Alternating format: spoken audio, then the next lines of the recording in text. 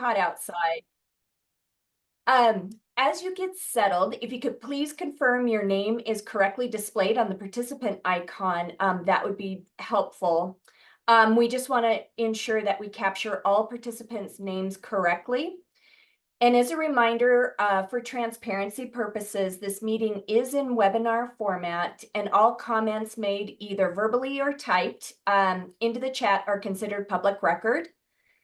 And to ensure that all voices and input is heard, any comments placed in the chat will be read aloud. In addition, this webinar is being simultaneously interpreted into Spanish, so there may be pauses during the meeting to allow for interpretation to take place. I just want to confirm that the interpreter is present.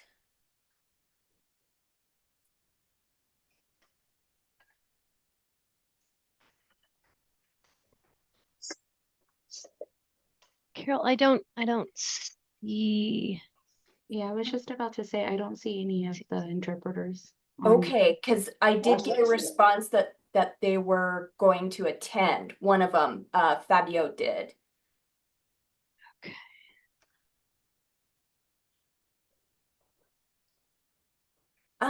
Fabi, would you send the link to the interpreters one more time? Oh, there, I see someone. Yeah, Okay. they're here. Yep. Oh, good, Okay. good. Yep. Thank you. Good. Hello, this is Liz Reyes, the Spanish interpreter. Fabio will be joining in a few minutes. Okay. Okay. Thank you. Thank you so much. Oh, no, thank you. Great. Okay, so I just want to quickly go over our meeting agenda for tonight. We are going to go ahead and next we're going to review some of the group norms that we went over last meeting. We're going to go over our work group guiding questions, the resources used for rulemaking. We're going to follow up from last meeting's topics, and that's going to take approximately 20 minutes. We'll take a quick break. And then we're going to go ahead and talk about our discussion topics. Storage of hazards is the primary topic that we're going to discuss. And then we're also going to talk about roles and responsibilities of staff, and that's specific to certified homes. And then we'll also be clarifying the use of infant monitors, and we'll be do the closing and the next steps. So this slide outlines the group norms that we presented at our last meeting. There were no additional suggestions received, but we will review these prior to each session just to help ground us in the work we'll be focusing on for each work group meeting. So our goals are to allow opportunities for all voices to be heard. We want to remain focused on the scope of the work group, be open for respectful discussion. Yes, Liz, do you have a question? I am not on the Spanish channel, so could you assign me, please? Okay. That's me. I'm working on it right now. Add interpreter. Search my name. Liz. There. Spanish. And update. There we go. And Fabio? I see your hand raised.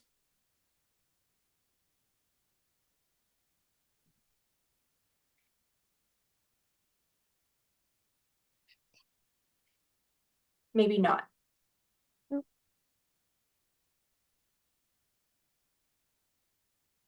So I'm going to continue. I don't think that Fabio can speak. It looks like he's joined as an attendee. Oh, upgrade him. Promote to panelist. I've got him as a panel. He's now been a panelist, and now I will make sure that he is added to the translation as well, or interpretation as well. Thank you for everybody's patience. This is all new technology for us, and so we're kind of learning as we're going. So thank you. So we do want to be open for respectful discussion. We want to encourage and honor individual perspectives and truths.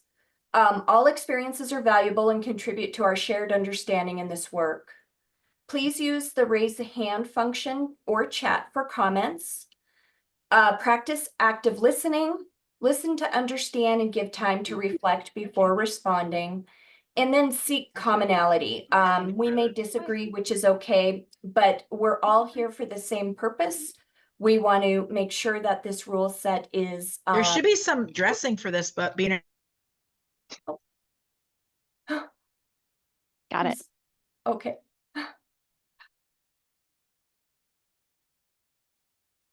So some guiding questions that we presented last meeting, which will carry over every single meeting.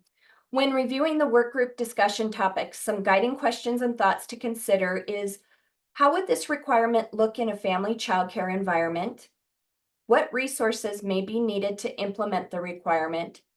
Or what recommendations do you have to alter the proposed requirement?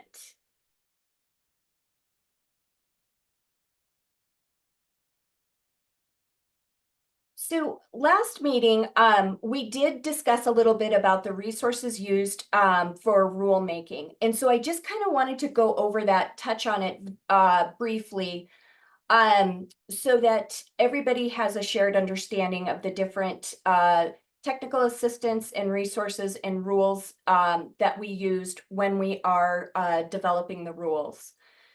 So the first resource we use is Caring for Our Children. And that's a collection of national standards that represent best practice for health and safety requirements in early childhood settings. The next, we have to go ahead and confirm that the Child Care Development Fund or CCDF requirements are met. This was mentioned at the last meeting, and that is a federal grant administered to the state that funds subsidy programs such as ERDC and the bulk of CCLD's licensing system. And these requirements ensure health and safety measures are in place. The next audience that we go ahead and engage with is we receive consultation with partner agencies such as Environmental Health, Fire Marshal, Oregon Health Authority, Child Care Resource and Referral, and the hubs and different agencies like that. We use some national resources. The one is the Child Care Technical Assistance Network. And this is a national database of childcare licensing regulations. And it's a tool for searching national and state information about childcare licensing regulations and agency policies and the requirements for certain states. The other one we refer to frequently is the National Center on Early Childhood Quality Assurance.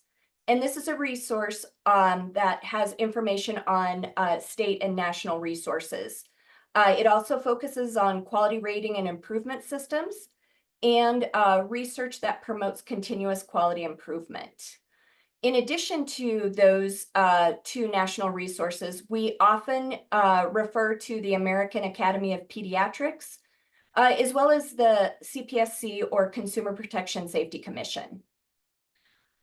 We do refer often to other states' childcare licensing rules, just to see what other states that have a similar licensing structure, how their rules read for certain topics. And then we rely on you, the experts in the field.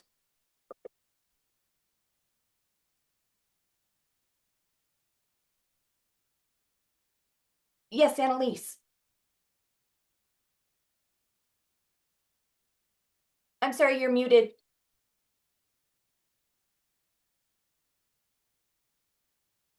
as I'm eating, sorry, I'm muting on myself instead of muting. I'm muting. Can you give us an example of the states that most commonly like DELC uses to compare rules with? Yeah, and actually, I'll let Abby take that. She does a lot of the research, and so Abby. Sure. We often will look at Washington, our neighbor to the north, And we will look at Utah frequently, as well as Georgia. And then in addition, when we use some of those national resources that identify specific states, we may also go to those specific states to on specific topics that have been identified as the national through the national resources that we've identified in the last slide. So, but we do spend a lot of time looking at Georgia, Utah, Washington, Texas, parts for I think there were 17 states I looked at for one specific component of rulemaking. So, but those are the kind of the big three we look at. Can I ask one more follow-up question on that? Sure. Sure. Okay. So I'm curious because Washington is geographically close to us. It's our neighbor to the north. Why not California, and why these other 3 states, Texas, Utah, and Georgia? What makes them comparable? For Georgia, it's oftentimes, well, Utah, because they have a very extensive, almost like interpretive guide. They have a lot of rationale for the choices that they've made, and it's clear, it's plain language. Often, that's why Utah, we use Utah frequently. Georgia is kind of also nationally recognized as having a really strong licensing system and regulations that meet CCDF requirements as well. So that's another reason. We'll look at Texas sometimes again because they have really good rationale and interpretation, as well as having a risk assessment given to each rule as well, which is another way to really compare and contrast. So those are the main reasons why we picked those. If there are other states that you would recommend that we also do research or more extensive research with, we could definitely take a look. We're welcome to take that feedback.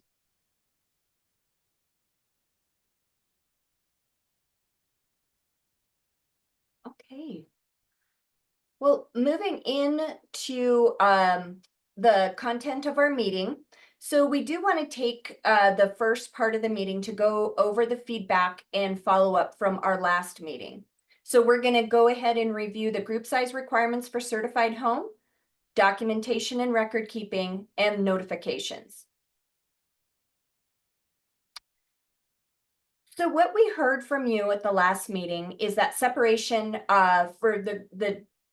to maintain group size, the separation may look different in each environment due to the layout of the home, ages of children in attendance, and then separation actually may hinder a caregiver's ability to move quickly between children. And the suggestion was posed that we utilize a written plan versus the separation aspect. And so the adjustments that we made based on the feedback is that instead of requiring infants that are not yet crawling to have separation from mobile children, we are moving towards utilizing the written plan approach that was suggested. And this approach will address the goal of protecting infants who are not crawling when they're a part of that mixed age group. The exact rule language is still under review, but the general concept is that a provider must have a written plan that addresses how the provider will ensure the safety of infants who are not yet crawling. And this approach will take into account the feedback we heard from the last work group meeting about the daily flow of certified home programs, the different layouts of the homes, and the ability to move quickly between the children. Are there any questions or comments about that?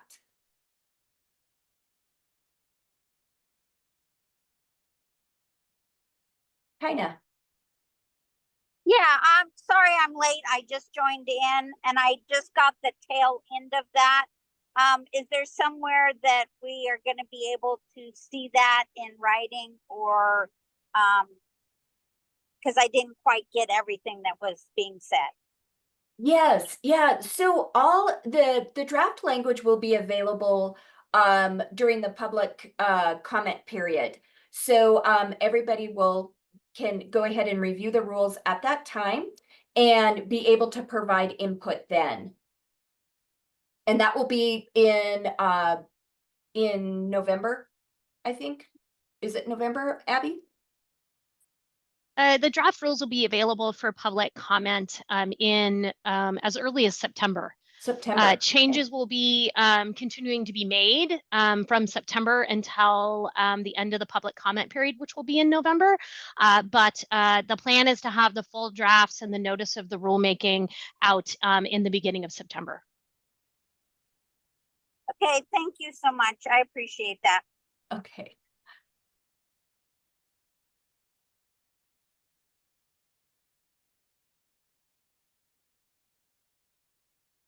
So the next item that we talked about last meeting had to deal with documentation and record keeping.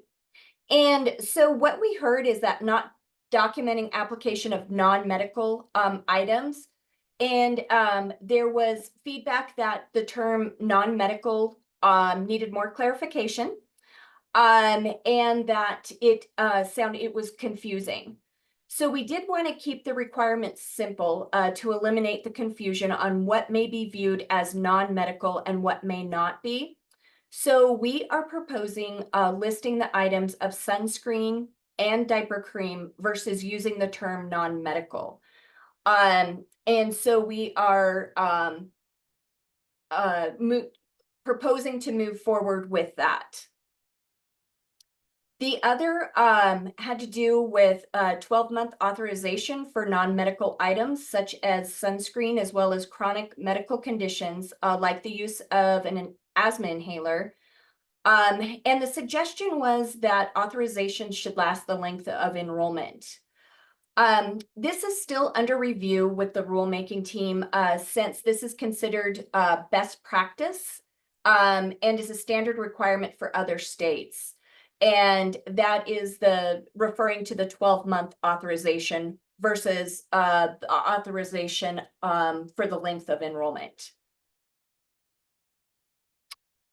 And declaration of viewing. The feedback received was this is not necessary and is redundant since the license must be posted anyway. This feedback has been relayed to the rulemaking team as well as agency leadership. In addition, the suggestion of moving the focus to parent education about unlawful care is great feedback, and that was brought forward as well. And so we will circle back if we hear more about that later on.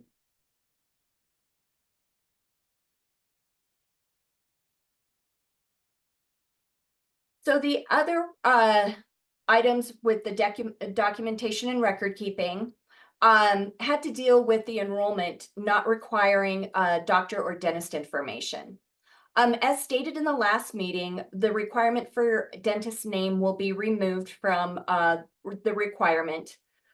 Though we heard your feedback on never having to use medical professional's name if known, nor using this information while being licensed, the intent of the rule is to communicate with medical professionals in case of emergency medical treatment. And typically this information is only gathered at the time of enrollment. And if parents and guardians do not have an established provider or emergency care facility, they can indicate that on the form.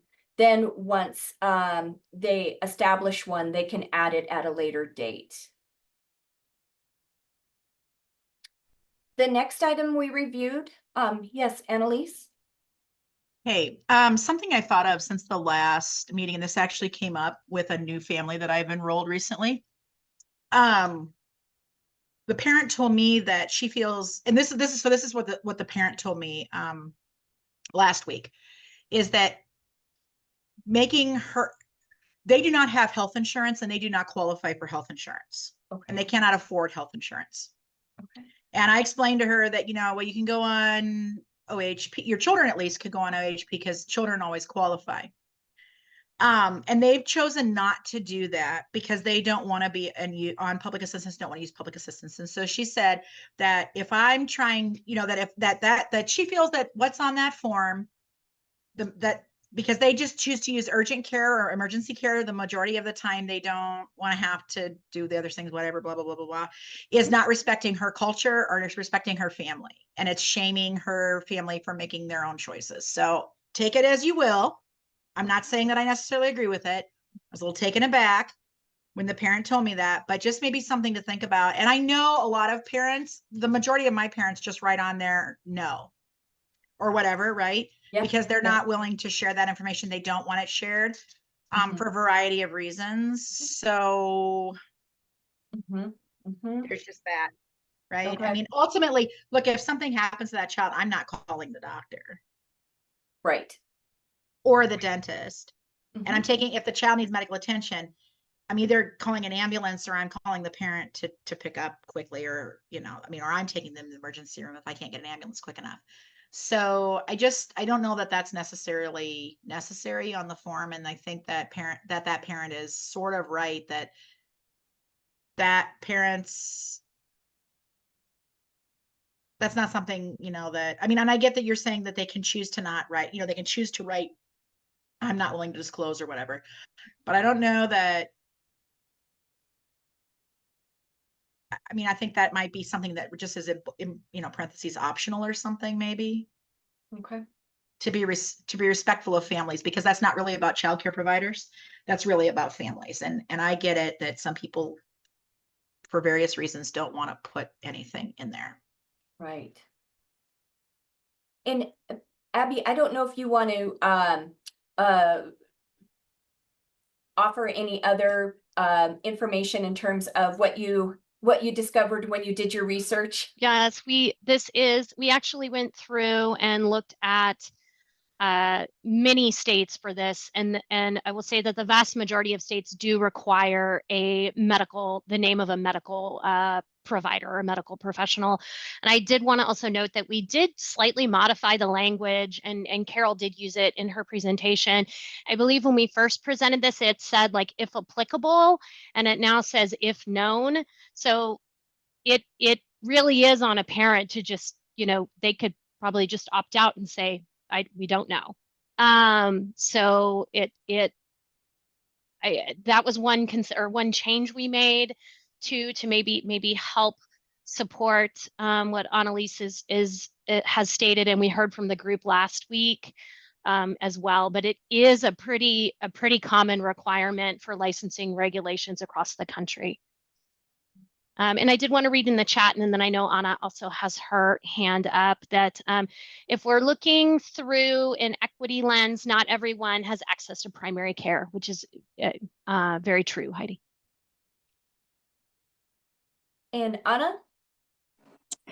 I just wanted to just have the awareness that how licensors interpret that is also very important, because a number of years ago, during my renewal, I had parents not include that information on my enrollment forms, and my licensor actually would not renew my license until I provided that information, and I had to email it to him to prove that I had added it to those enrollment forms. So that was obviously a huge headache, especially for parents that didn't have established care at a doctor or something of that nature. And I also wanted to mention that they require a doctor's information on the actual emergency consent form that we have to have parents fill out. And that's actually the paper that I'm going to be handing to EMS if I have to call 911 for that child to get medical services. So it's redundant for the information to have to be in two places, because I personally am not going to use that information, but you know, the hospital may need that information if the child is having to be transported there. So if we're going to require or ask for parents to put that information, that seems like the place it should be, not on the enrollment document. It should be on the emergency consent form. Okay. Thank you for that feedback. So we did discuss attendance records last meeting, and we heard that the term caregivers may be confusing, and that maybe state a position they hold or state anyone counted in ratio. We also heard that rules for maintaining attendance should not be too prescriptive, And there was support for placing in rule that attendance and enrollment records to be maintained electronically. So we did, we heard you loud and clear about the caregivers, the term being confusing, but that term is now defined in the rules. So the term caregivers means any person in the home who works directly with the children, providing care, supervision, and guidance. So that will hopefully clarify what we mean by caregivers and provide a little more context to that requirement. Any feedback on that? Because the name of the individual caregiver will still be required.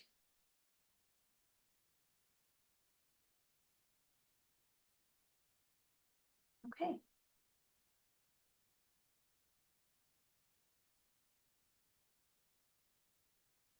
And notifications. So last meeting, we addressed the notification section with a focus on the following timelines. It was immediate notification and upon pickup for notifying parents of certain items, and notifying CCLD by 5 p.m. the next business day for certain notifications. The timelines are going to remain in the draft rules, but the exact wording of the examples are still under review. The rulemaking team is in the process of researching out the word regarding impact to a child's head, because that was something that was brought up that there was confusion about that. So we are looking into different options for that.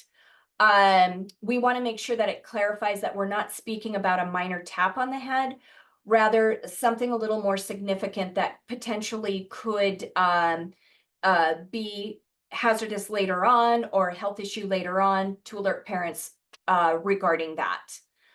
In addition, we're reviewing adding in human bites in addition to animal bites when it breaks the skin, and that means requires immediate notification. And then based on the feedback, we're also looking at changing the references from physician to medical provider, since that more accurately reflects who may see the child in at a hospital or a health clinic.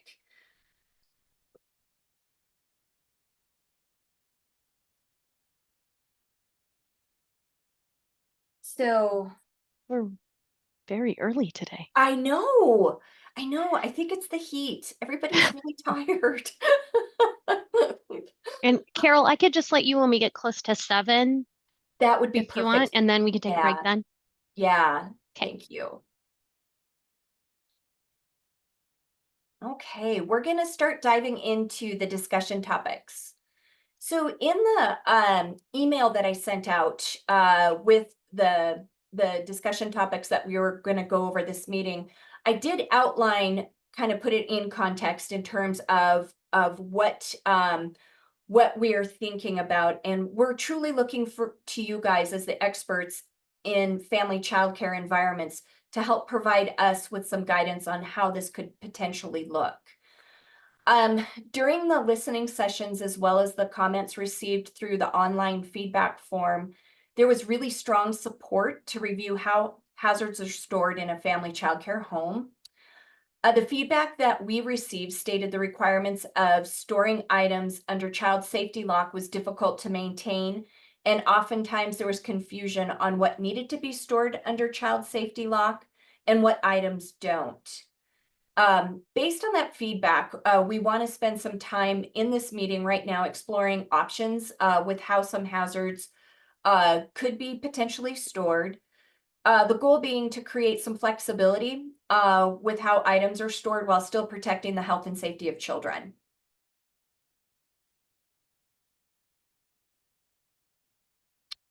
So the storage of hazards and some considerations and best practice. So as you all know, the supervision rules for family child care is to have children to be within sight or sound of a caregiver, unlike a center that's sight and sound. And you must know what each child is doing and be able to respond if necessary. So for best practice, caring for our children does, they recommend to store any potentially toxic substances behind doors or cabinets with child-resistant locks or latches. A locked cabinet or room that children cannot open or enter is best, but it must be locked all the time. Storing potentially toxic substances in child-resistant containers is another level of protection. In an early childhood program that takes place in a family childcare home, keep all edible adult medications, including nicotine, marijuana products, and other substances in locked or child-resistant storage containers, and to store medications safely in child-resistant containers, preferably in a locked cupboard or cabinet away from children, and discard them properly. So the rationale for a lot of that best practice that came from caring for our children truly has to do with the number of human poisonings that are reported every year to poison centers. So over 2 million human poisonings are reported, and that's every year. Children under 6 make up more than half of those poisonings. The most common sources of childhood poisonings are health and beauty products, cleaning products, and medications. And many child-resistant locks or latches can be put on doors or cabinets to keep young children from getting to poisons. And many of the devices will lock automatically when the door is closed. And another factor is they typically need an adult's hands or skill to be able to open the door. I know for a fact when I'm licensing, oftentimes I'm not able to access the child safety items, and I have to actually ask the provider to go ahead and assist me so that I can go ahead and see what's in those areas. So but one thing to think about is many adult medications, vitamins, and marijuana and other products now look like candy or gummies or things like that, that truly look like candy, that are very attractive to children. Using separate locked medication cabinets does help prevent child exposure and accidental mistakes that can happen if items are not properly stored.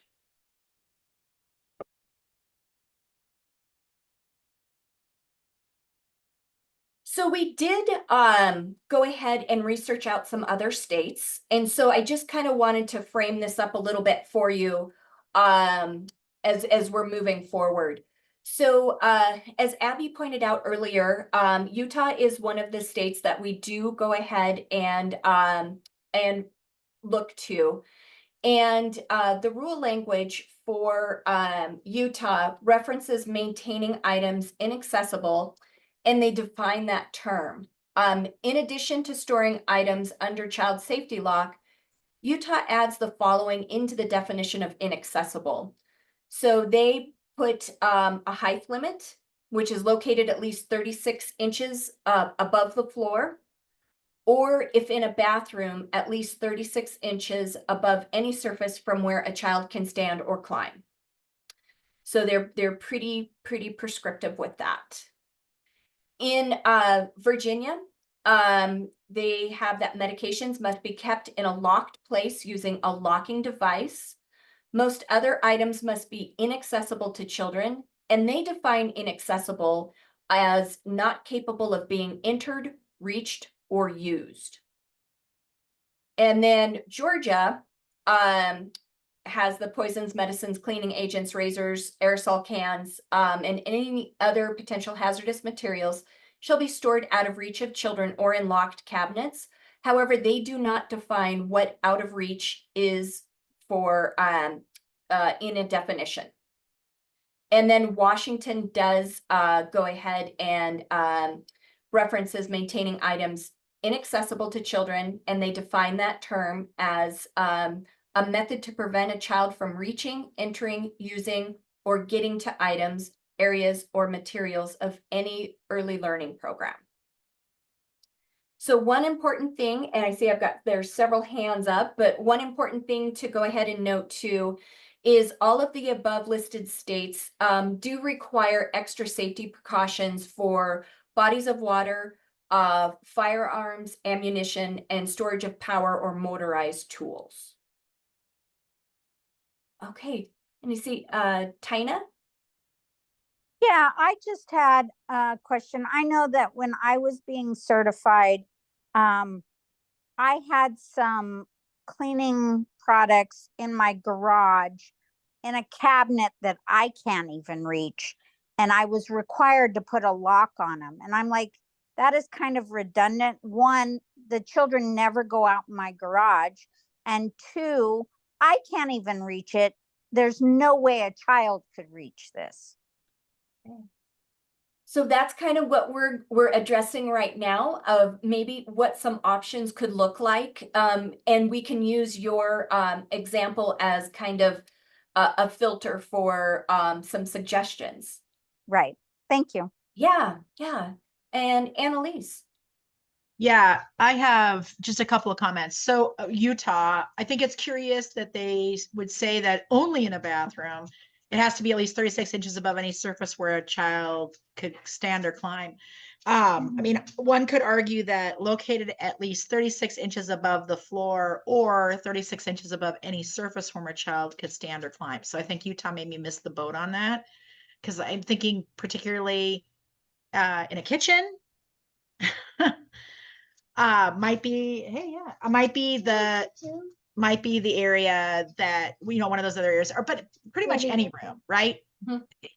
So I would get rid of if in a bathroom if I was going to do that. And I think it makes sense that inaccessible, if you look, if children don't fly, right? So if they can't climb to get it, they can't, it's not in reach, it should be inaccessible. And there are certain things that if I'm certain cleaning supplies or certain items that if I'm using those, like let's say, for example, a child's EpiPen, I don't want to have that inaccessible to me in an emergency, or if I'm doing 10 diaper changes right in a row before lunch or before nap. I want to be able to get those cleaning supplies quickly, right? To those cleaning supplies or to that medicine, especially that emergency medicine, very quickly. And so making them inaccessible to the adult is probably not smart. Okay. Right. I mean, most of this, okay, good. Sorry, I still do daycare. I don't know, like until pretty late tonight. Anyway, so she's went to the bathroom. Congratulations. Yay! Yeah, recently learned how to do this. Oh. So yeah, and I think the inaccessible seems to be the key, right? And I think out of reach of children is just another way to say inaccessible, but I prefer the word inaccessible. Okay. Well, great. We'll hold that thought because we do have the next slide kind of covers some of the some questions to consider. But I notice Anna, you have your hand up. I mean, maybe this will be addressed on the next slide, but I think a lot of the times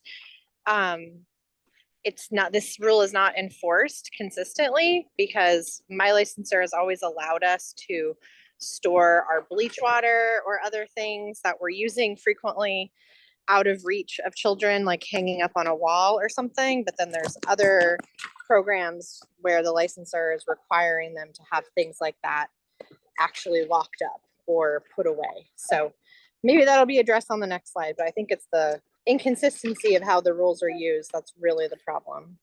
Okay, thank you. And Abby, I see your hand is up.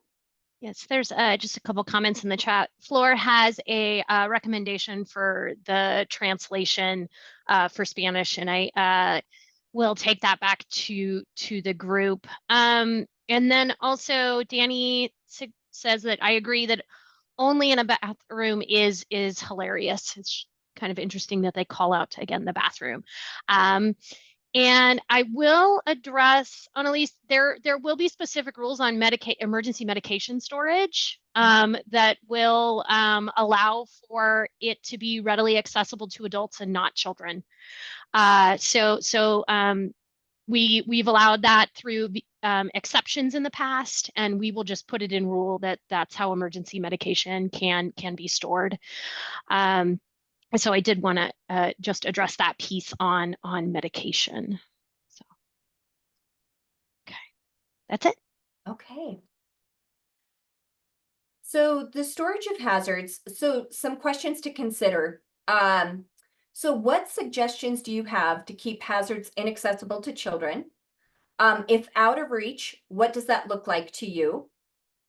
How could that be captured in the rules? And are there specific items that you think would be safest stored in a specific manner? For example, firearms and ammunition is required to be locked with the ammunition stored separately and the gun unloaded. Or are there other specific items that may need less secure storage? So we're looking for feedback from you all on what your thoughts are.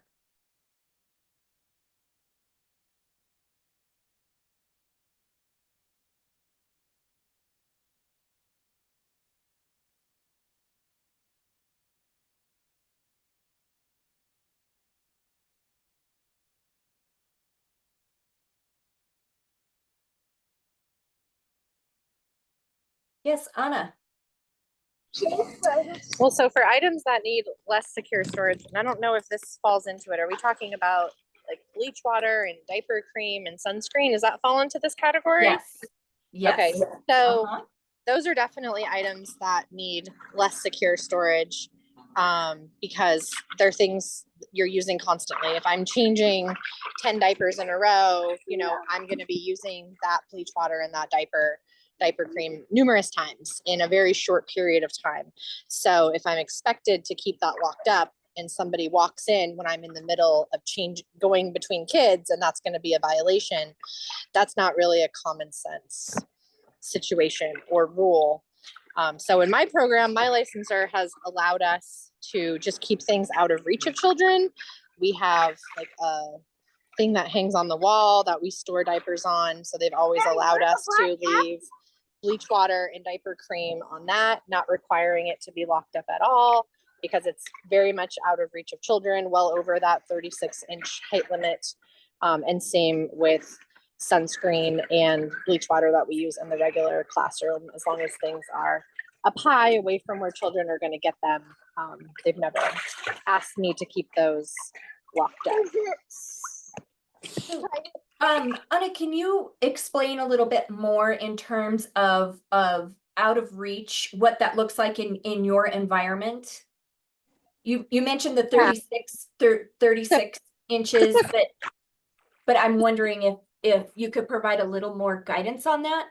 Yeah, so I mean, I would say most of it is over 5 feet off the wall. But we have hooks, like like really heavy duty hooks that you can hang on the wall that we have all of our bleach waters and cleaners stored on.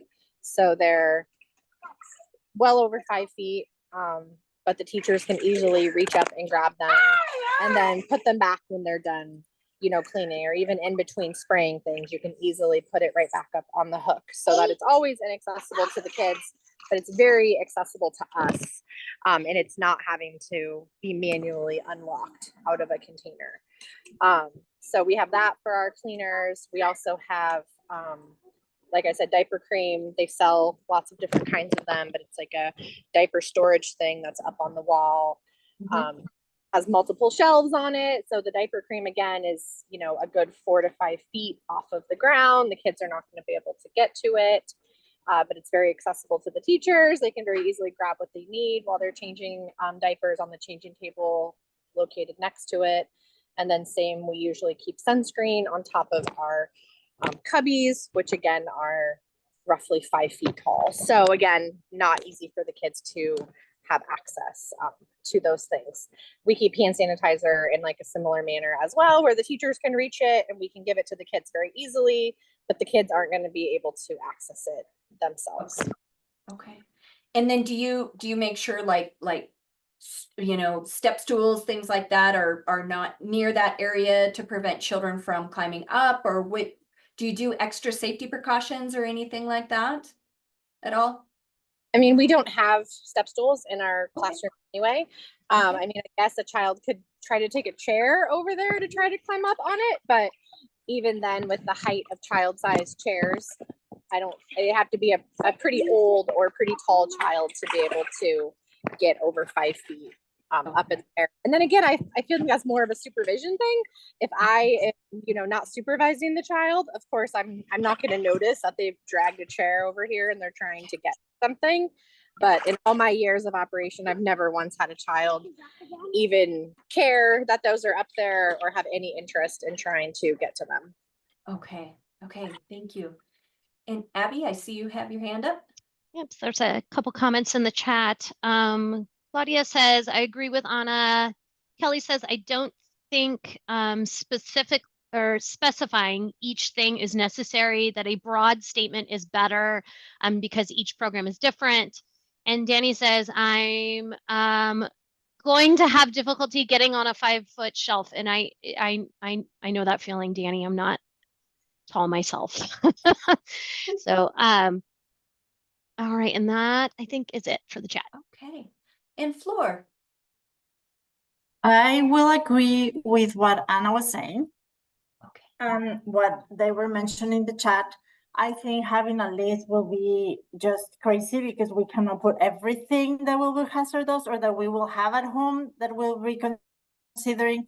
I think maybe what we could do is mention those things that are considered dangerous but are commonly used on a daily basis, like the sunscreen that was mentioned, the diaper cream, the EpiPens, the spray that you know, the Clorox spray that you use to sanitize, all that to be out of the reach of children, but not locked. Because honestly, it's just, you know, I'm gonna lock it, and again, as long as it's out of the reach of children, I think it will be safe enough.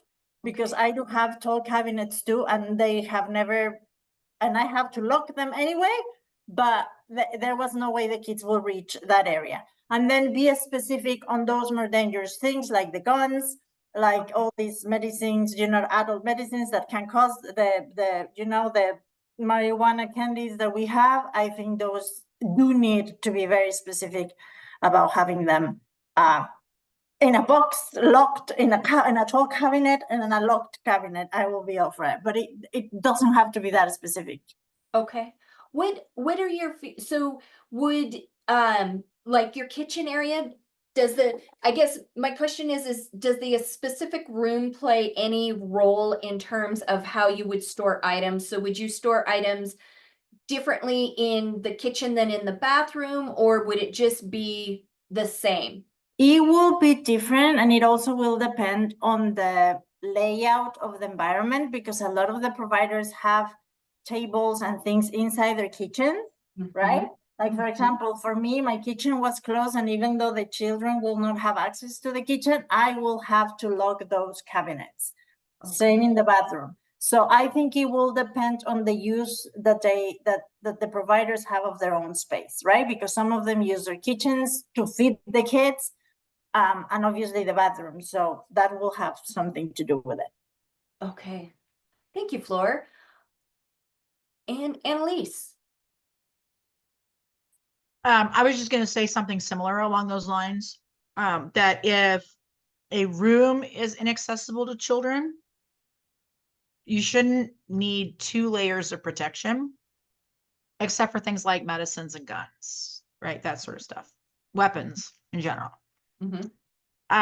Because if my kitchen is inaccessible to children and children can't possibly get into my kitchen, I shouldn't need a lock on my cabinets and my doors and my drawers, and I shouldn't have to worry about a knife or in the sink, right? Because children can't even get into my kitchen. And can you, since I haven't been to your environment or your home, can you tell me why children cannot come into your, or do you have a baby gate? Do you have, Yeah, I what mean, measures do you I have a locking baby gate. Okay, So, and it's slats instead of so it's not climbable, right? It's designed Okay. to be not climbable. I invested in a really high quality baby gate. It is hard to unlock. Most of us would step over it if we were tall enough. So my husband and my son can step over it, but the rest of us have to fiddle with it forever to get it open. And then like I have a bathroom, like I have several bathrooms, but like I have a bathroom in the downstairs where no daycare child can ever go. In order to get there, they would have to go through 2 doors that have the, that they're not going to be able to open. Mhm. And then down the stairs and through several rooms to, to get to. So, that's, I mean, having that cabinet locked shouldn't be necessary. Okay. Or my husband stores his medications, that shouldn't be necessary. And then I was going to talk about too, things that are like commonly used by children. I've always, I mean, Elmer's glue, right? Non-toxic. I've never understood. Yeah, it's probably not the best thing to ingest, but if it says non-toxic on the label, I've never understood why provider would get written up for having Elmer's glue, school glue sitting out. So that kind of, and that has come up more than once. And I'm like, what? Why, how was that even a valid finding? Things like children's scissors, right? We're going to let children use them supervised, but the assumption is that children are not supervised when they're not using scissors. So therefore those scissors now are dangerous.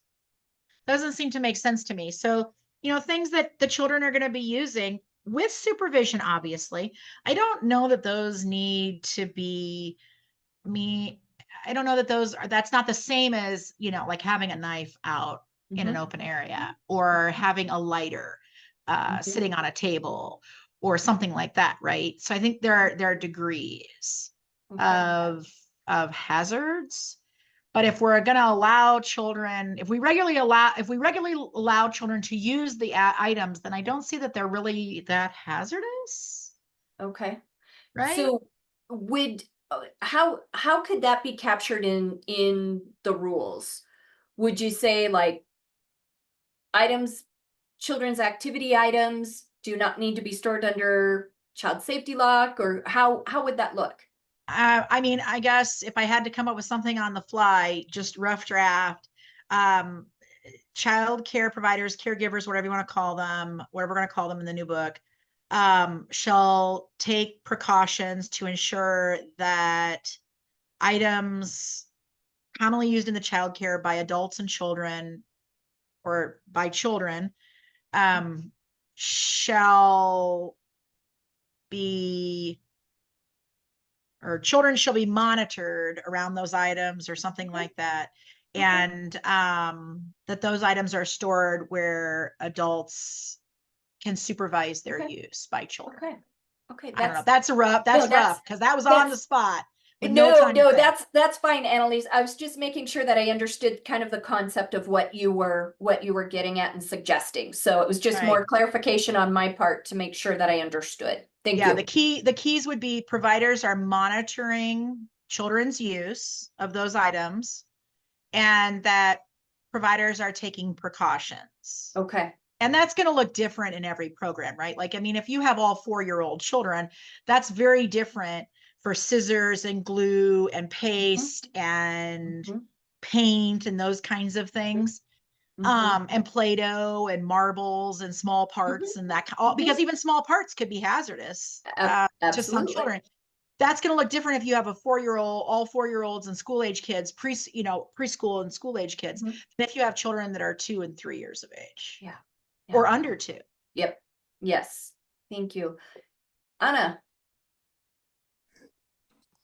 I just wanted to piggyback on that and also say there could be times when you're in the middle of doing a craft or a science experiment with kids and you may have items out in use that should normally be under lock and key. For instance, If you're making slime, you're going to be using borax, which is going to fall into that cleaning agent category.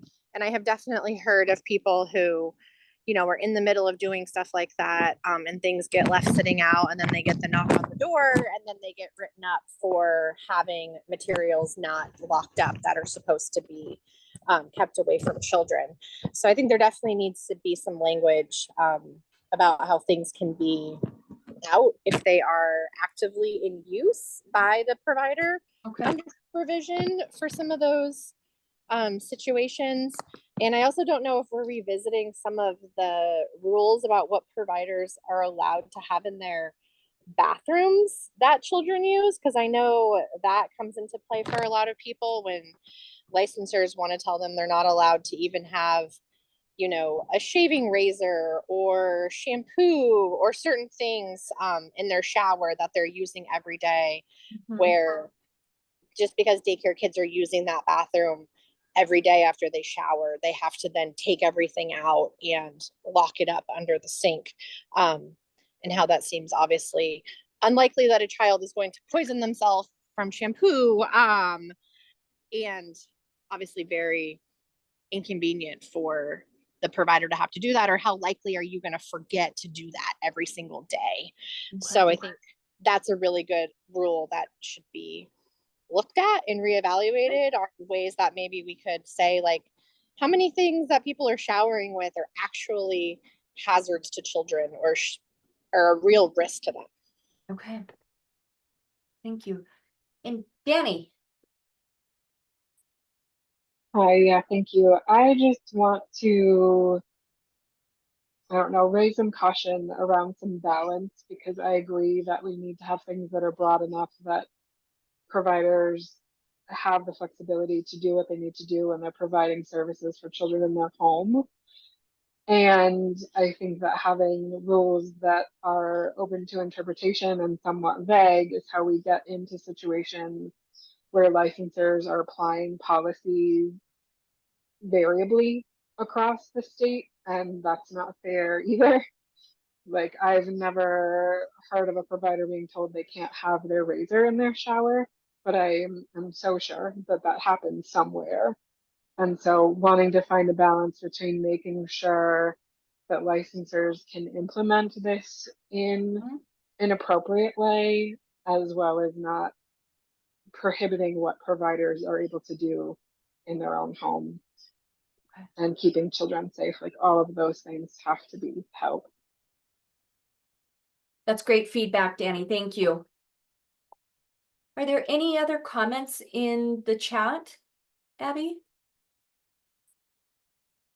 No, just mine that it's almost 7 o'clock, so it might be a good time for a break. Okay, I just wanted to make sure that Heidi or Tina, do any of you, anyone else have any comments that they would like to go ahead and relay before we take a break?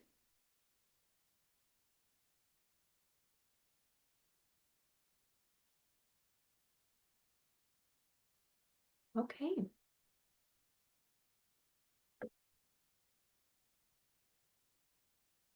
Then let's take a 5-minute break. And we'll come back at 7:05.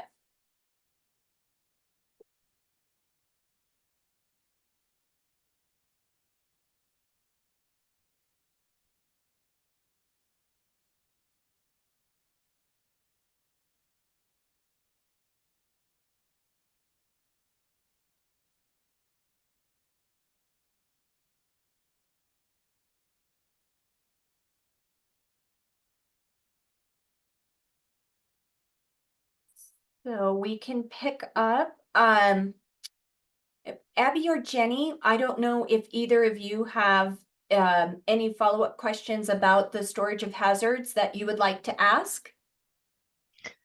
I do a little bit. Only we talked a lot about out of reach of children, and using a traditional sort of lock, or childproof lock. Are there other ways that you could see something being inaccessible? to children?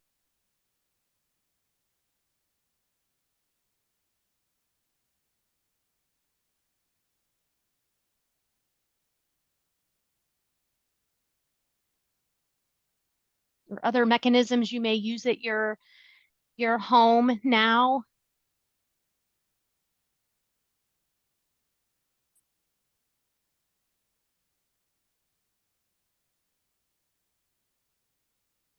I did hear it mentioned to put things high, out of reach, in ways that children could not access them. So that was one way of inaccessible.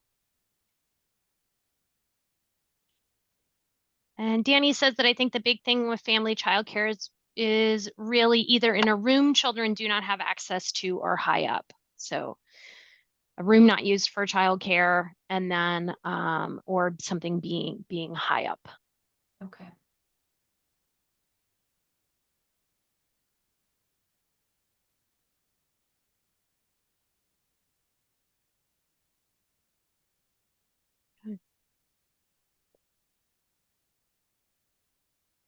And does having it high up, Abby, is that enough detail for you? Well, and I don't know if we want to get if being prescriptive isn't probably the best, way to approach something. For us, similar, and someone else called that out to you about Utah's, very specific, Yep. like height requirement.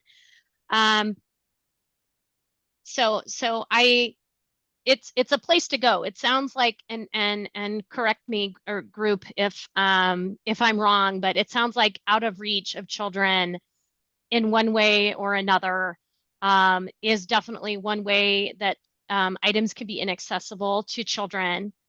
And I heard some commonality around medication and like marijuana derivatives and edibles being not just potentially out of reach, but actually, or medication being like some locked in some way or in a room that is inaccessible to children and not just out of reach.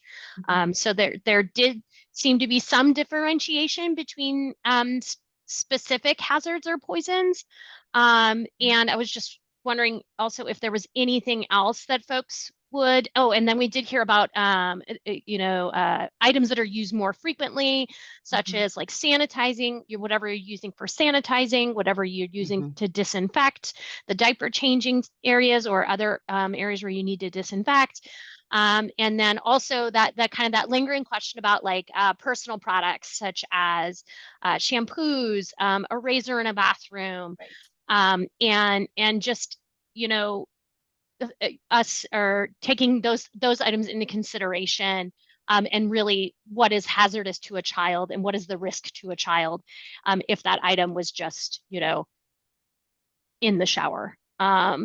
So definitely things to consider. And I don't know if more folks have thoughts, whether we're on break. I will read in the chat too that Danny says, I don't know that there is anything wrong with a 36-inch rule, but that may not work in every situation. And I'm imagining that a licensor walking around with a measuring tape to make sure any shelf above that, and it feels tedious.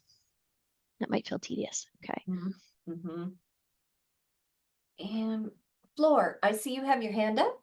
Yeah, that's what I was going to piggyback on what Danny just said, because I think 36 inches, I can see them coming in with that measuring tape. So if we were to put a number, let's make it high enough, right? Like in between what and what, so they have the option, right? Because obviously you don't know the ceilings of the place, whatever, so then they have that option, because there is gonna be a lot of written down if they come in with that specific measurement.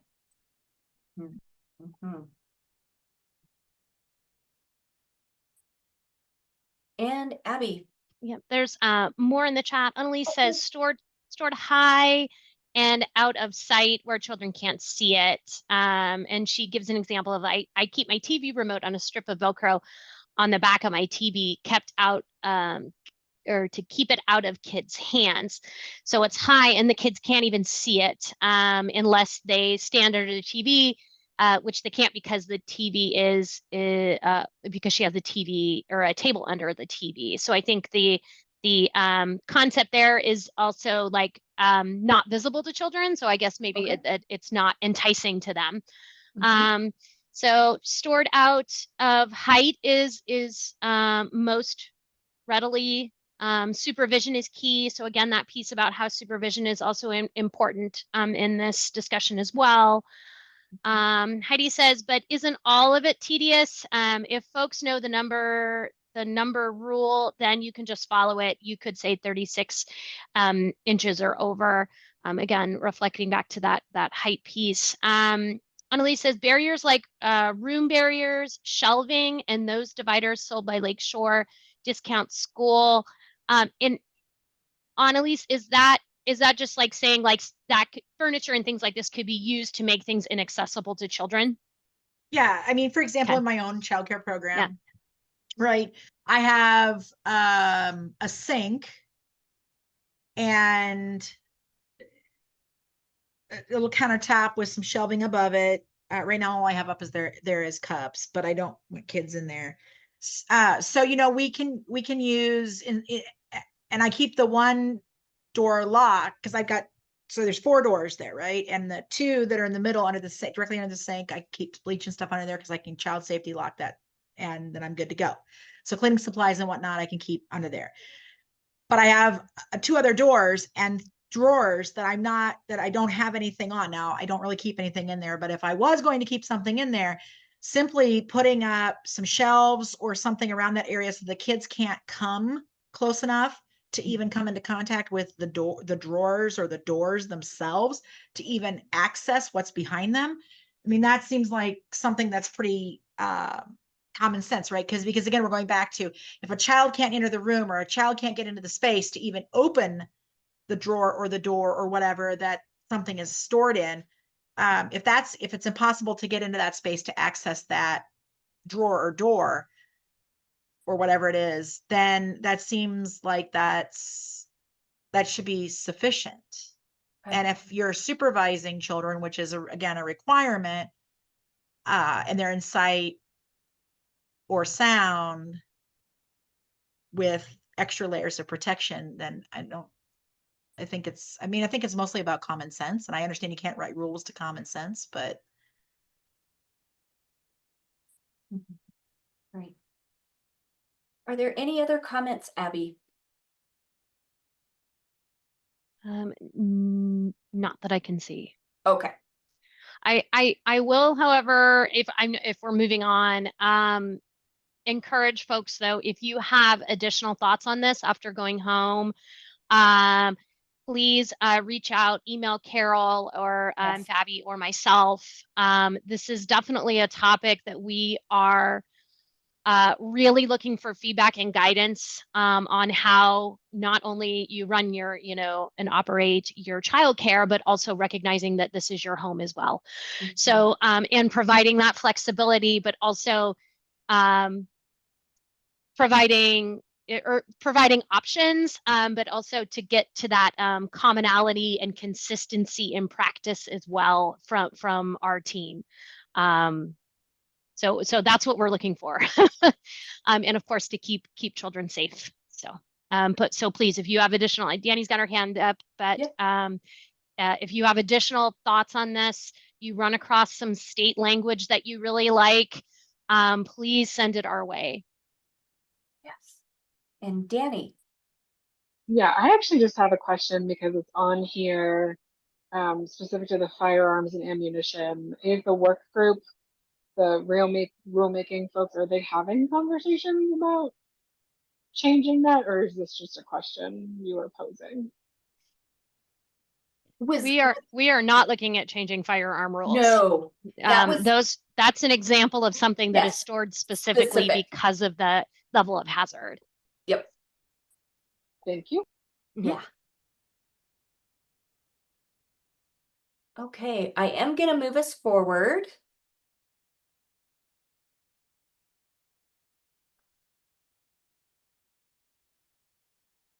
So we did want to talk about the roles and responsibilities of caregivers in a certified home for staff. So what we heard from the listening session is an assistant one with CBR enrollment should be able to be left alone in certain situations and should have more flexibility with working with children. The current rule reads an assistant one who is enrolled in the CBR must be supervised within sight or sound of the provider or substitute provider. So we are, CCLD is exploring options on what duties an assistant one staff who is fully enrolled in the CBR could perform that would not require sight or sound supervision by a provider. Some examples to kind of start the conversation are bringing a child inside to change a diaper or to assist with toileting, walking a child to the bus stop. And so we're truly looking at options here for you folks. What are your thoughts on this, and what other activities would be beneficial to you to have an assistant one do that would not require direct supervision from a provider or substitute provider? And Anna. Supervising sleeping children. Okay. It's a great example. Thanks. Annalise. Yeah, I guess I'd like to hear from other providers because this isn't something I've really discussed with other providers in the past. So this is kind of a new idea for me. What the way that I've always used assistant ones is that providers start out in my program, a new caregiver starts out in my program as an assistant one, and they're going to graduate to an assistant two. Unless they're a minor and then they don't have a CBR. So that still fits within the context of this rule. But I've never really understood, unless you're trying to pay people less, why someone would stay at an assistant one. So once a staff person has reached the probationary period in my program, they become an assistant two automatically, and they would be doing everything because once they've earned my trust and I know that they're capable and competent and trustworthy, then they're doing everything in my program. So the only reason I can think of to keep someone an assistant one is to pay them less. Well, this is more along the lines of during that assistant one period before they go to an assistant two. So are there duties that you could see that would be beneficial to you to have that assistant one do?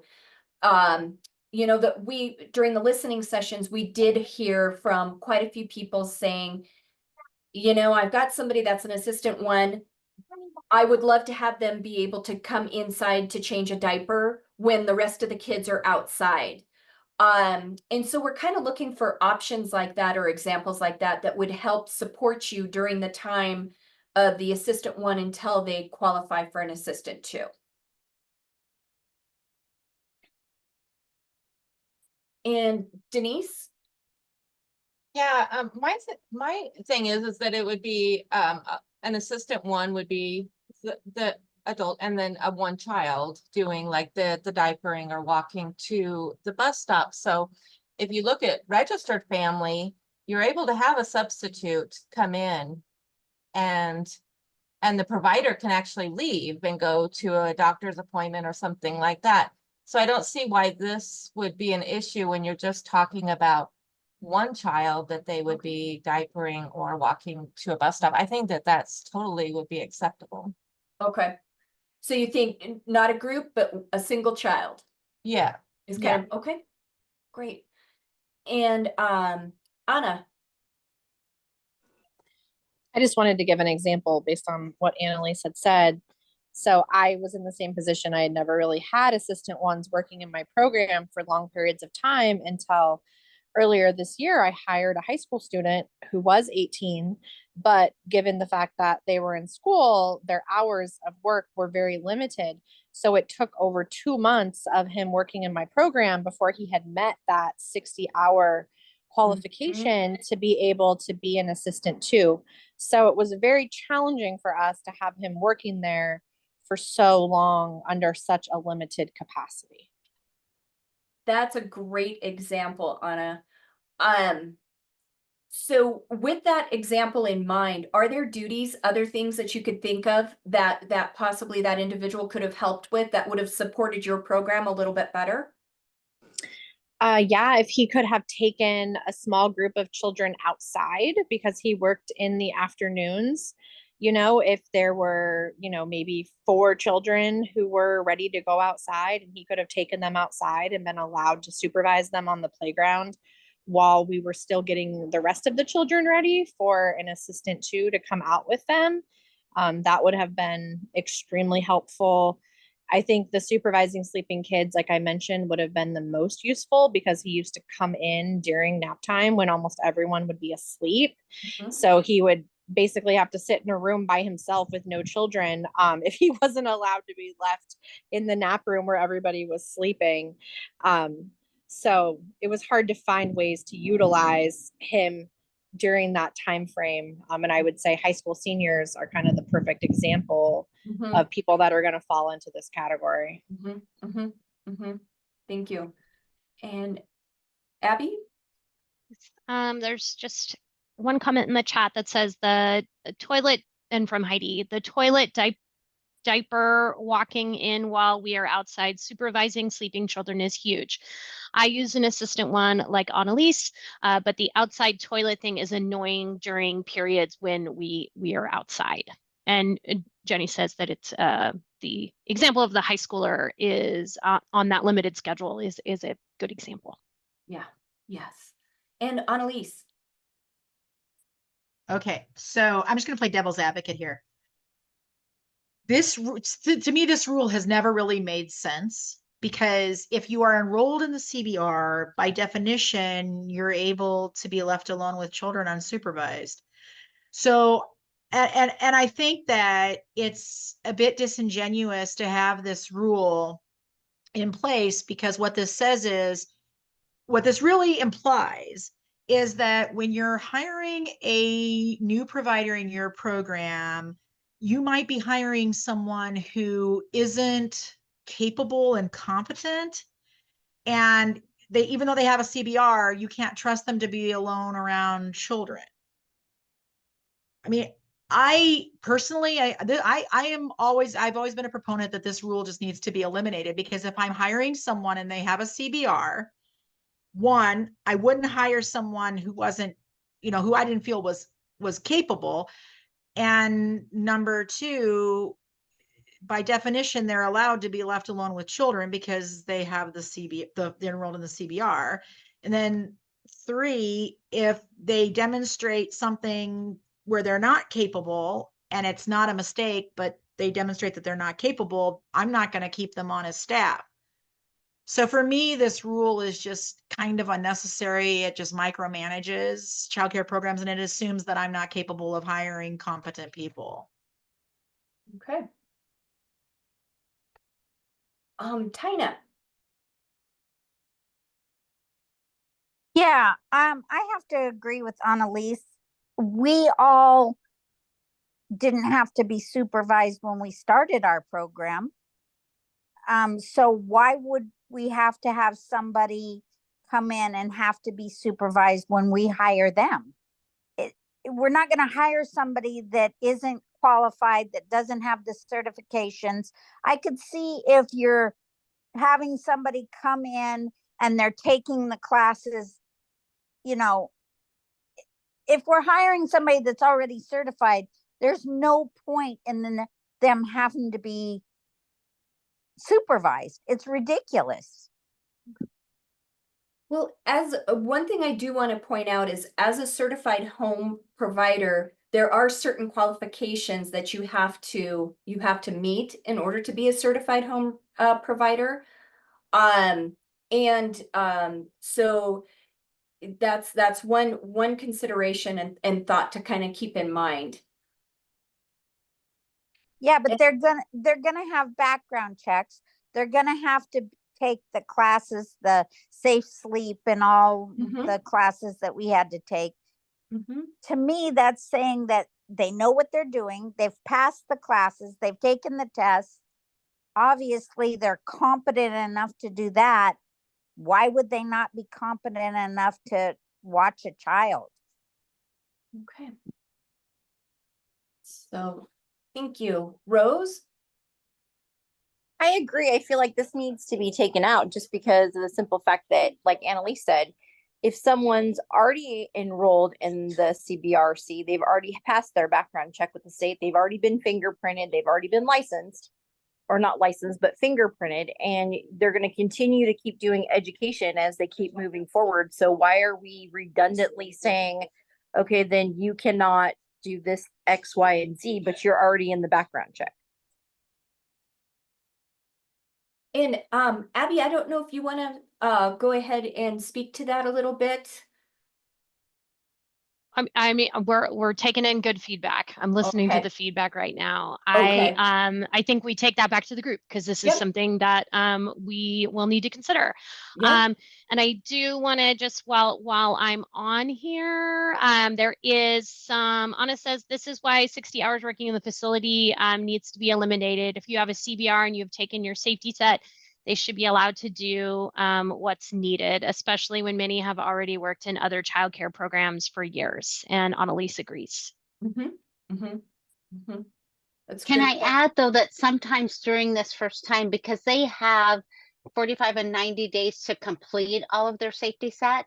So some of these staff members may not have all of their necessary trainings completed yet, because they sometimes CBR is done, but sometimes trainings are completed during their first days working in the programs. So just a thought. Mm-hmm. And Denise? Yeah, I agree with what you said, Jenny, is to keep that in mind. I think that, if you, when rewriting this, there needs to be certain stipulations on that. And also, I agree, Carol, that, you are licensing someone as a certified family that has a certain amount of education and everything, because it's different than a registered family. And so I think that it needs to really be written out on what they can and cannot do, because it's not the same as registered family, where you could leave a substitute there while you go to a doctor's appointment and they could take care for all 10 children. It's a little different with certified family because there's 12 to 16 children for one.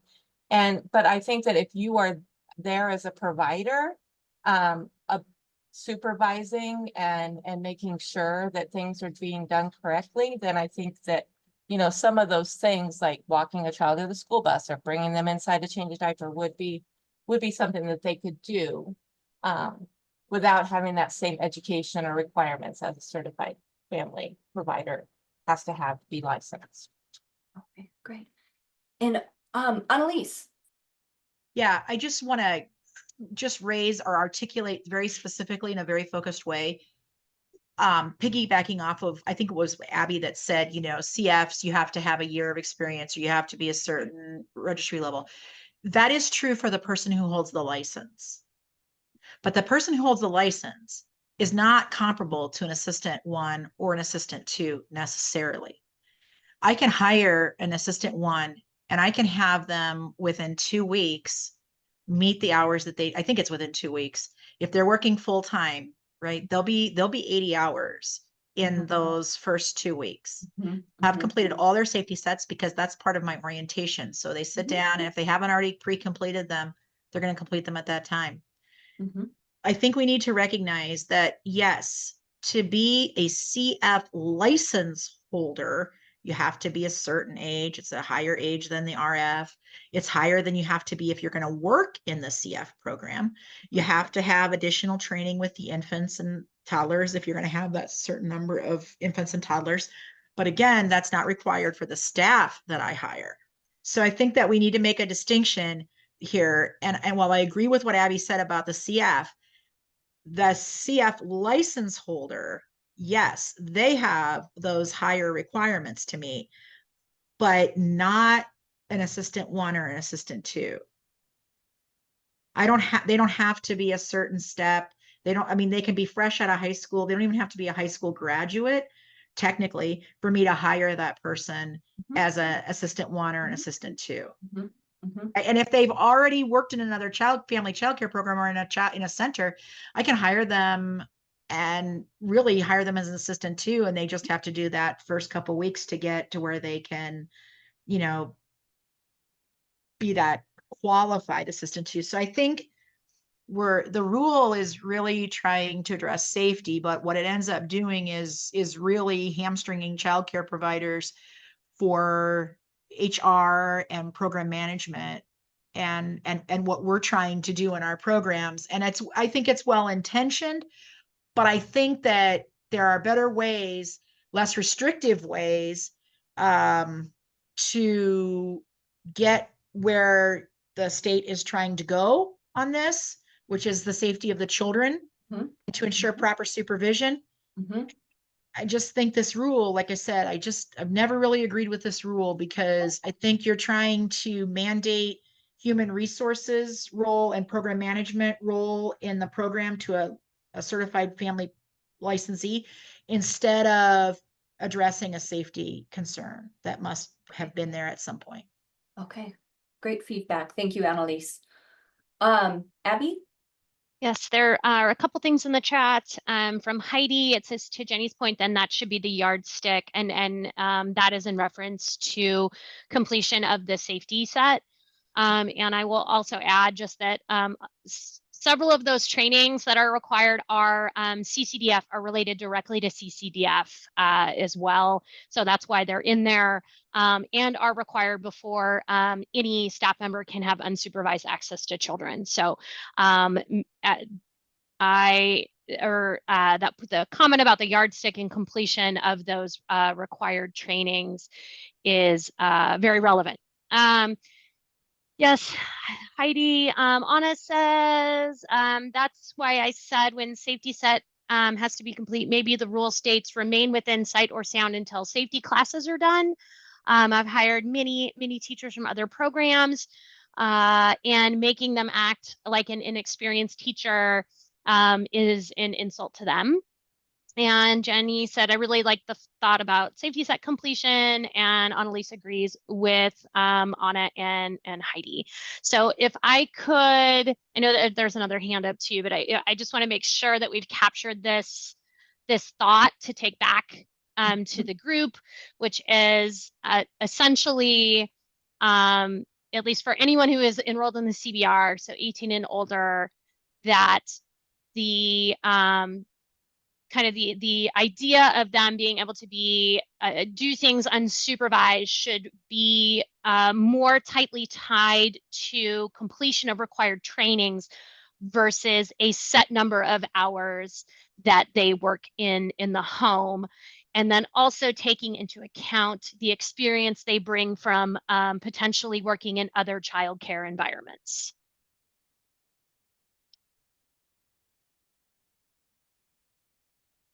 And Danny also says, our ability to retain workforce doesn't need any additional barriers. So if they've had the safety set and experience in other programs, that feels like it should be sufficient. Okay,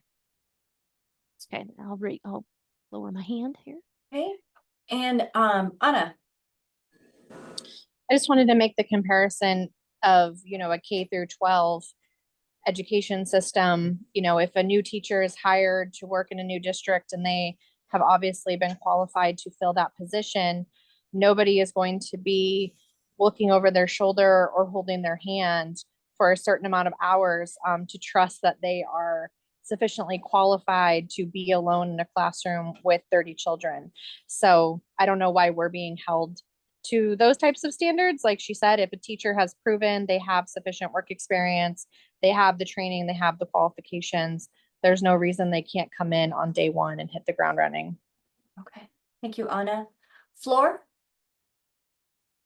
And with what Anna said, believe me, if we run an in-home childcare, we are going to put more effort on see who do we hire, because they are gonna be in our home.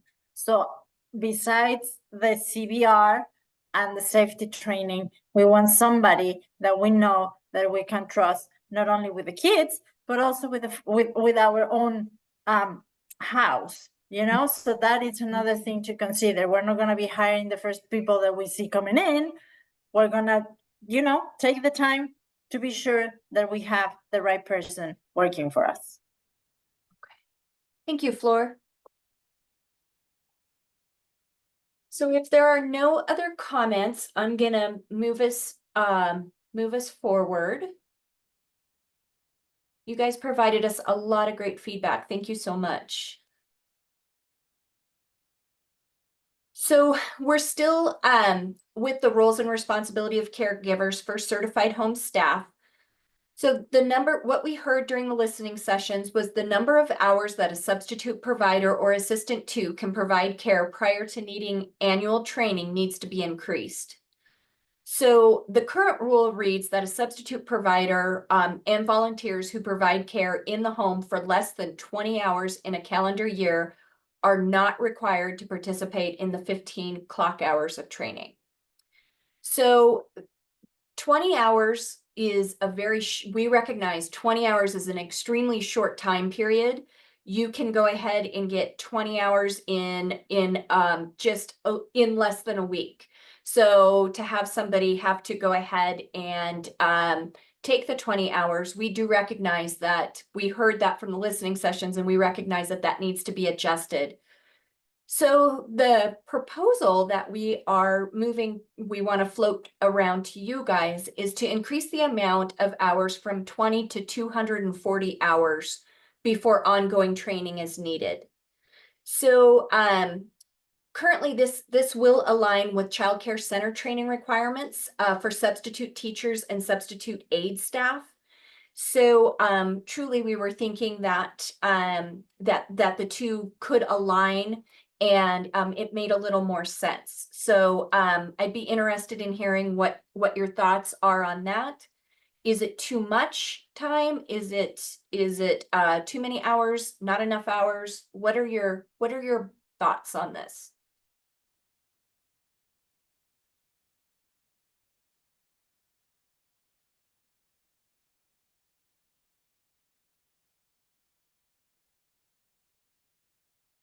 Yes, Abby. Just there's a comment from in regards to the last topic, which from Denise, that says that as long as they have the qualifications, then they should be sufficient. And then yes, she also agrees with Danny above. And Anna Patel says great change, agree fully. And I believe that's for this slide. 240. Great. Yep. Okay. Heidi says praise be. This is very sensible. We have 4 very part-time interns, and it gets really expensive to pay for continuing education for each one. And I believe it's Sochit says, great change. I'm so happy. Oh, good. Good.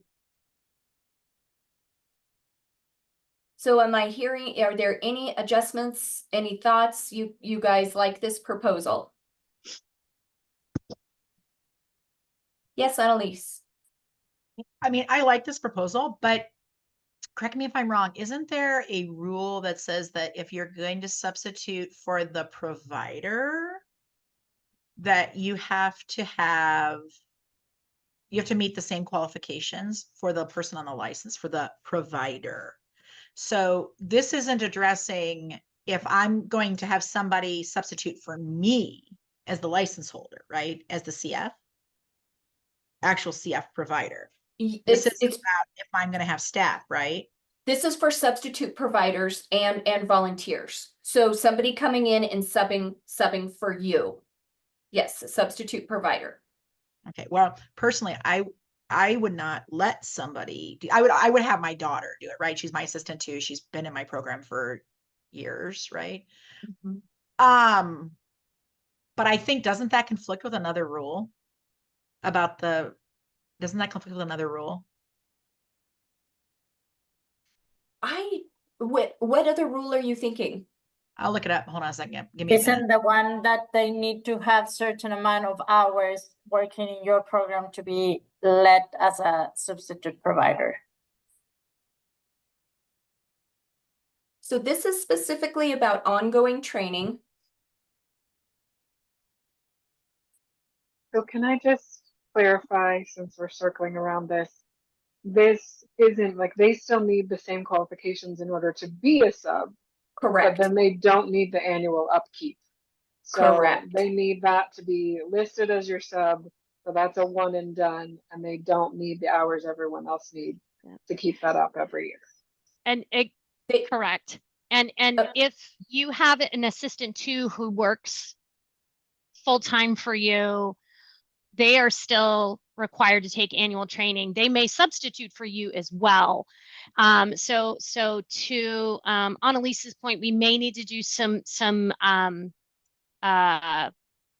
tweaking of the language to ensure that this is really reference to those who are not working regularly in your program, as there could be assistant twos that are regularly in your program that are substituting for the provider.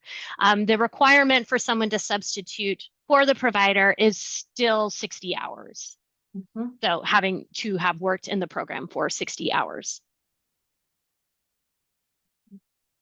And Anna. To Annalise's point, I was just gonna say, I think this has more applicability to people who don't have staff, because any of us who have employees are automatically going to have that assistant too who works with us every day listed as our substitute provider. We're not going to bring in some random person to be us when we're gone. That's not a realistic thing unless we have no staff. So I think this is probably more applicable to registered family if you guys are trying to merge some of those rules to potentially align them with the CF, because they never had a rule requirement like we did. I think it probably needs to maybe just be reframed to volunteers or substitute teachers working in the program instead of substitute providers. Because not many of us are going to have a substitute provider come in that's going to fall into this category. We're going to use our existing employees to fill that role. It's more for those random helper teachers, like a grandparent or somebody that, like, my mom might come work in my program, but this alleviates her of having to do all of that extra training because she wants to come help out for 2 or 3 days when I'm on vacation. But she's not going to be me. She's just going to be a teacher counting and ratio. Okay. And Abby. There are a couple things in the chat. If they are a sub for multiple sites, they should do annual training, but it is on their annual year, whereas each program has its own year. Yes. I'm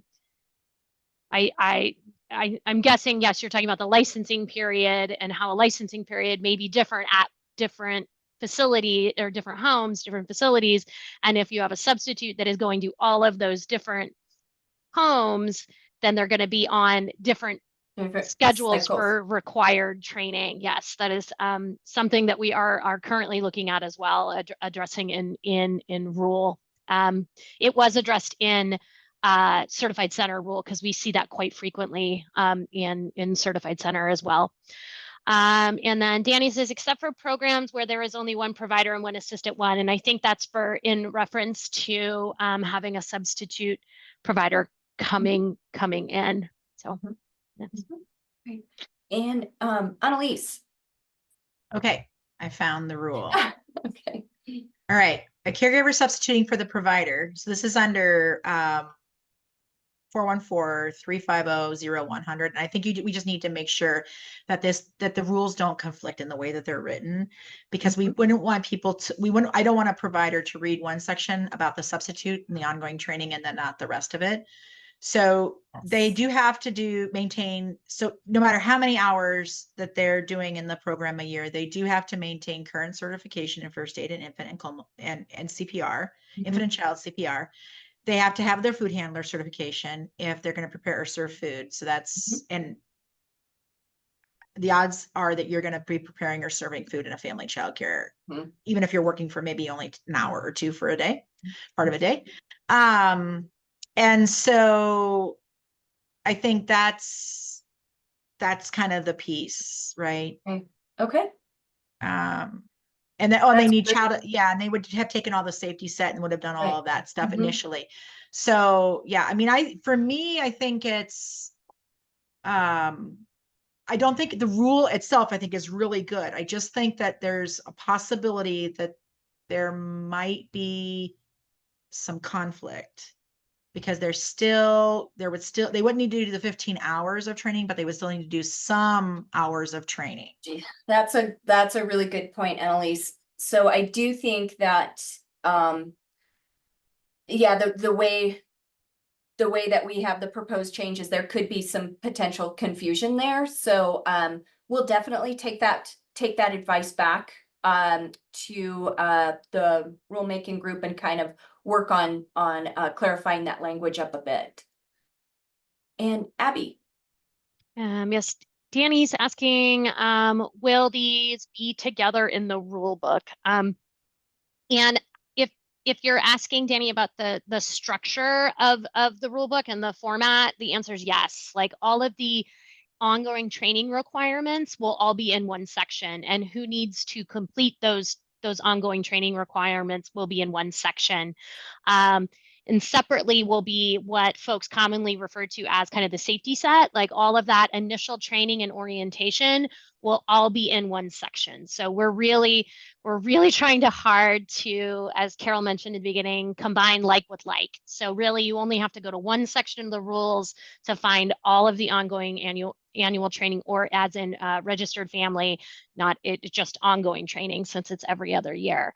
But yes, we are trying our best to really organize those rules in a way that makes them useful to you. Mm-hmm. And Annalise, is that a new hand or an existing hand? Okay. Great. Well, I'm going to move us forward. So, as what we heard during the listening sessions too about infant monitors is that there needed to be some clarification around when infant monitors can be used, and can they be used if there's video or audio capabilities. So, current rule, we really don't have a current rule that addresses specifically the use of infant monitors. So what we are proposing is to do that provider or caregivers must be within sight or sound supervision of children at all times without relying on audio or video monitoring devices. However, I do want to point out that monitoring devices can be used as a supplement to supervision, but it can't take the place of actual supervision. So the rationale behind that is it's about the importance of actually visually checking on infants when they're sleeping to verify that they're not in distress. Monitors don't take the place of visual checks, and they'll alert you when there's a loud noise, but they don't always alert you when there are potential breathing issues, choking, or other serious health and safety issues. And one other little aspect is that the user manuals for infant monitors warn that monitors do not take the place of supervision. So we tried to, the proposed rule language does align with the CCLD guidance and technical assistance that licensing specialists have been using for years, and we had technical assistance documents. So basically we just wanted to make the technical assistance into actual rule to help clarify when monitors can be used or when they cannot be. Anna. I just wanted to say that there needs to be an exception listed for the provider's own children.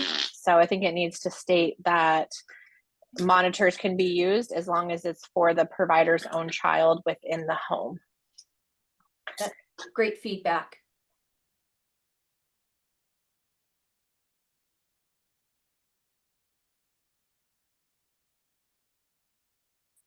Yes, Abby.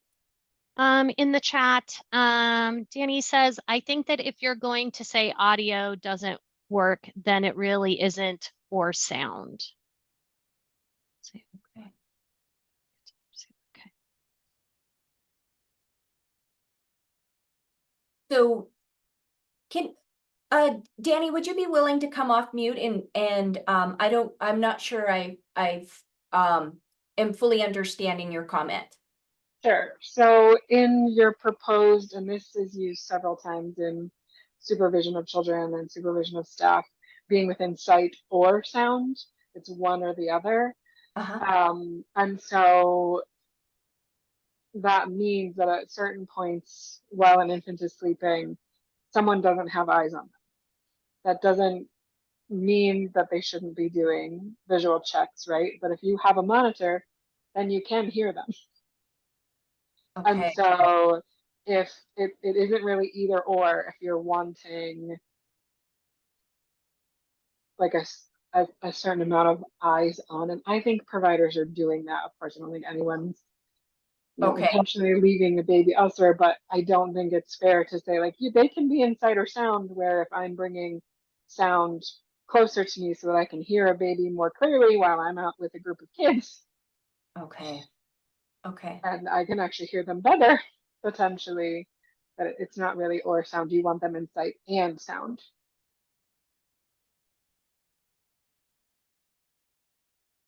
Tina? Yeah, I'm a registered family and it's just me. And when I have infants and toddlers, they don't sleep at the same time. And if I'm supervising toddlers, I can't be sitting there watching an infant sleep in the other room. So it's and an infant's not going to sleep in the room with toddlers playing. So it's a big dilemma when you're, you know, when you're a single person in a registered family, or if you're a single person in a certified family. I feel like this rule has to be modified in some way, because that's just not feasible. Okay. It's really hard to make that feasible when you're a single person. And like right now, I have 5 children. I have 1 infant. So I have 4 toddlers and an infant, and they don't sleep at the same time. And how do you have your eyes and ears on an infant the entire time when you're trying to monitor the toddlers? It's just not possible. Do you do frequent visual checks on the infant? Yes, I check on them all the time. But what I was told by my certifier is that I have to be watching them the whole time they're sleeping. I have to be sitting in the room with them while they're sleeping. Okay. Jenny, would you like to come off mute and kind of speak to a general practice of what we do? Yes, and typically, as long as it's sight or sound. So like I do ask that if a baby is in a room, a bedroom sleeping, that the door be wide enough open that I can peek in, I can see the baby, I can hear the baby. But I would say that as a general practice, as long as you can hear the baby and check periodically, you are meeting the intent of the rule. And is that the way you practice, Carol? Yes. Okay. Yep, that's the way, yeah, that's the way I practiced. And Tina, is that a new hand or? Yeah, I had just a kind of a lead off of that. And maybe somebody can clarify for me. What is the reasoning? I have a very fussy infant that only wants to fall asleep in a swing. And I know that's Oh. against the rules. What is the logic of why they can't fall asleep in a swing? So the logic for that, I believe, actually, I might have Abby, you go ahead, because you did so much research on safe sleep and that end of things. So Sure. yeah. There's a lot of risk of suffocation. Where for in a swing, the neck can come down. And it's also not recommended by the American Association of Pediatrics. And it's really that the infant doesn't sleep in a swing. And if I believe that rule currently states if they fall asleep in another a non-approved safe sleep surface, that you have to immediately move that infant. So if by chance a child did fall asleep in a swing, which may happen, right? They just need to immediately be moved. They can't continue to sleep in that device because it is not safe for infants. So Yeah, it's my understanding that swings are not approved for sleeping. Right. Correct. They're approved for short periods of time. And my understanding is the same as Abby's. It's the way their body slumps and the fact that it can actually close off their airways. And the concern is definitely that a baby could suffer from sudden infant death syndrome.